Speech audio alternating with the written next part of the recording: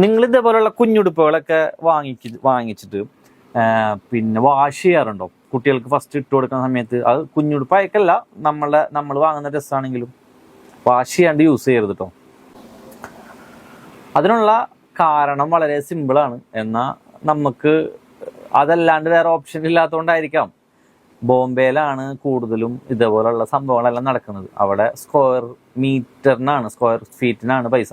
അപ്പം അത്രയ്ക്കും വളരെ ചെറിയ പിന്നെ യൂണിറ്റുകളാണ് വർക്ക് ചെയ്യുന്നതുകൊണ്ട് തന്നെ ചിലപ്പോൾ 100 സ്ക്വയർ ഫീറ്റിലോ 200 സ്ക്വയർ ഫീറ്റിലൊക്കെ ആയിരിക്കും യൂണിറ്റ് ഉണ്ടാവുക. അപ്പോൾ ഈ വർക്കേഴ്സ് അവിടെ തന്നെയായിരിക്കും ഇരിക്കുന്നതും കിടക്കുന്നതും എല്ലാ പരിപാടിയും. അപ്പോൾ ചിലപ്പോൾ ചവിട്ടുന്നുണ്ടാവാം, ചിലപ്പോൾ പൊടി കിടന്നിട്ടുള്ളതായിരിക്കും. അപ്പോൾ നമ്മളുള്ള കുഞ്ഞുമക്കൾക്ക് ഇങ്ങനെയുള്ള സാധനങ്ങളൊക്കെ ഇട്ട് കൊടുക്കുമ്പോൾ അവർക്ക് നല്ല കംഫർട്ടായിട്ട് മീൻസ് ആ ഒരു എന്തെങ്കിലും ബാക്ടീരിയാസോ അല്ലെങ്കിൽ പല ബുദ്ധിമുട്ടുകളും ഉണ്ടാവും. നേരെ എടുത്തിട്ട് കാരണം വെച്ചാൽ ബോംബെയിൽ ഒരു യൂണിറ്റ് നടത്തി എന്ന എക്സ്പീരിയൻസ് ഉള്ള എനിക്കറിയാം അതിൻ്റെ എല്ലാ കാര്യങ്ങളും.